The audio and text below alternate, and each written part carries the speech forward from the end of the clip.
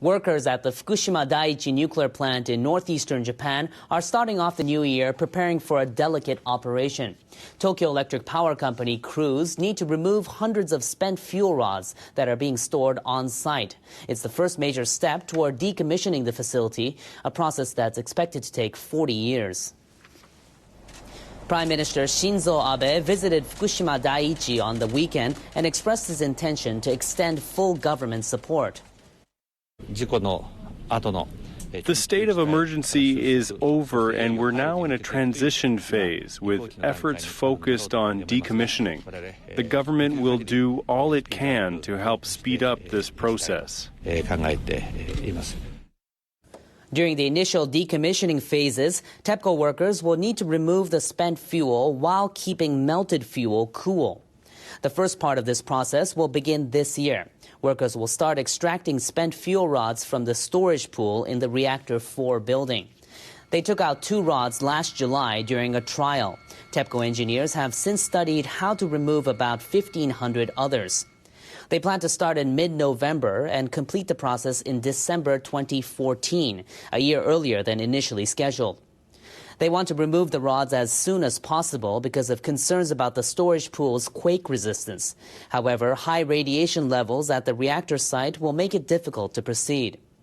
TEPCO workers have faced other challenges. Last September, they accidentally dropped a 470-kilogram steel beam into Reactor 3's spent fuel storage pool. That set them back nearly 3 months. It'll be even harder to figure out how to remove the melted fuel.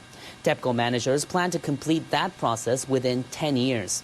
To meet their deadline, they'll need to accelerate a preliminary survey and the development of robotic tools. Prime Minister Abe also spent time during his visit to the Northeast speaking with people who survived the 2011 earthquake and tsunami. He visited them in their temporary houses and listened to their problems. Now, Abe says he'll give more power to the agency that oversees the reconstruction of areas hit by the disaster. More than 300,000 people are still living in temporary housing. Abe spoke with some of them last Saturday when he visited Fukushima Prefecture. The major problem is that the Reconstruction Administration suffers from bureaucracy. I want to concentrate authority in the agency to speed up the decision-making process. About 300 people work at the Reconstruction Agency. They coordinate rebuilding and do much of the legal and bureaucratic work related to that. Government officials say now they'll take on oversight of decontamination work, and they'll be responsible for moving people forced out by the nuclear accident back into their homes. People across northeastern Japan are looking ahead after the New Year holiday, but those in areas hit hardest by the earthquake and tsunami are reminded daily about their past. Less than a third of the debris has been disposed of properly. Analysts for the Environment Ministries say workers still need to dispose of more than 27 million tons of refuse and sediment. Ministry officials want all of it gone by March of next year. As of last November, workers in Fukushima Prefecture had only dealt with about a tenth of the debris. Those in Iwate had taken care of about a quarter, and those in Miyagi about a third. Ministry officials say they've had difficulties with handling waste they can't burn and with building incinerators. And they've been challenged in dealing with debris contaminated by radioactive substances, particularly in areas near Fukushima Daiichi.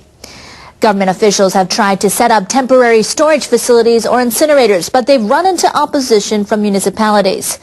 Ministry officials say they hope to speed things up. They say the pace of removal has delayed efforts to rebuild communities and has put a psychological burden on residents.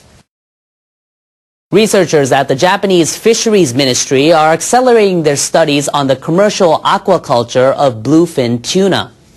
Their work addresses concerns that a high demand for bluefin tuna leads to overharvesting of baby fish and a subsequent decrease in tuna resources. Farmers provide nearly 60% of the bluefin tuna Japanese consumers eat. They grow the tuna in fish preserves from babies caught at sea.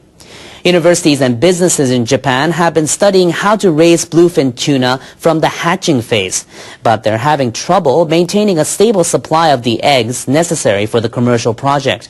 This is because it's difficult to control water temperatures best for spawning adult tuna.